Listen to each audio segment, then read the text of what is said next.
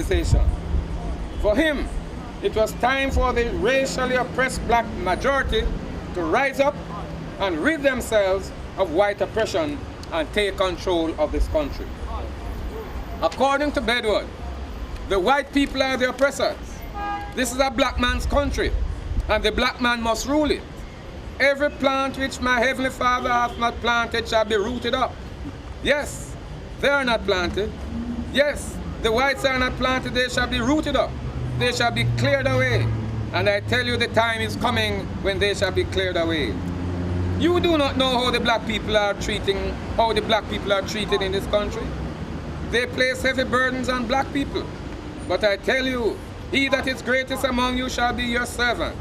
The time for the black man is close at hand.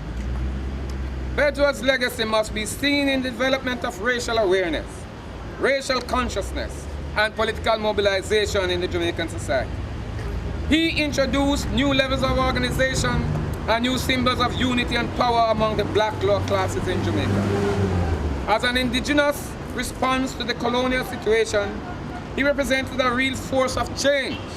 Of course, Bedwardism, like most other liberation movements of the time, failed to accomplish its immediate goal because it was defeated by the powerful arm of the state. The activities of Alexander Bedward, however, undoubtedly paved the way for other black nationalists. Of these, Marcus Garvey and the UNIA, and later the Rastafarian movement. Undoubtedly, Bedward's activities form part of the wider liberation struggle among peoples of African and Asian and Latin American descent against colonialism and imperialism during the 19th and 20th century. Thank you very much. Thank you, to take the time to come and read the paper for us. And I hope that this will elicit some questions amongst you. I don't know if anybody has a one or two very quick ones, but I would like to do, after the questions are answered, is to ask my friends on the bed that they could lead us in one of the old songs. I wouldn't mind if you could sing one. Yes, ma'am. I have a comment. So the color of our politicians have changed over the years. Yes, drastically. But the politics hasn't. The politics hasn't. And a lot of the things that you have read, a lot of the things that you have commented on in terms of the social conditions could be read for today, 2013. So it's very interesting. The more that we progress, we seem not to progress. Well, to answer that. Well, you must recognize that the bastions, well, those persons who own the means of production in Jamaica, the land, the capital, they are, if you should look at them carefully, not many of them share the same complexion as you and I do share. And many of them are coming from the old gentry, the whole plantation class.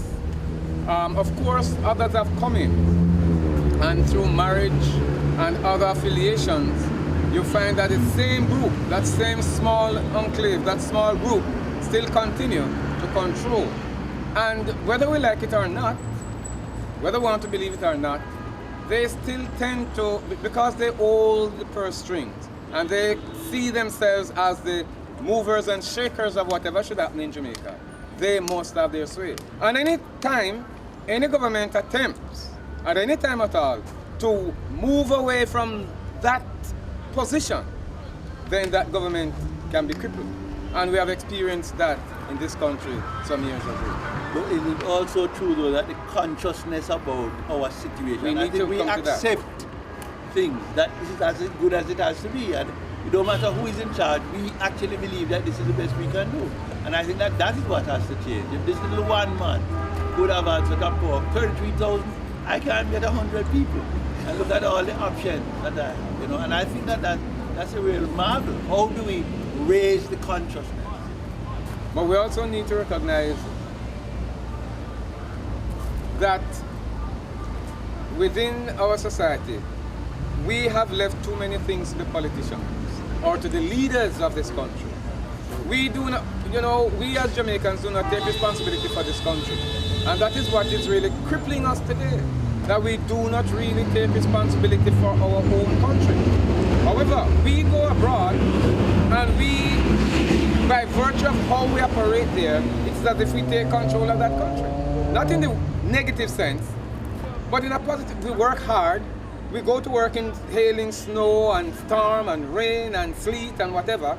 In Jamaica, if a drop of rain fall, we roll over in our bed, draw the sheet, and so we can't go to work. And if you see how we vandalize our public places, you could never go anywhere else and do that. And when people go into schools and steal out things, like the bathroom fixtures, in their own community, then you can understand the mentality. We have not been trained to own this country. And that's one of the major problems. So the more things change, not until we can take responsibility for here in Jamaica, before many of the things that we see will change. Yeah, well, we have to continue the conversation. I'm going to invite my friends from Bedward. If they would just lead us in the one song, we'll join you.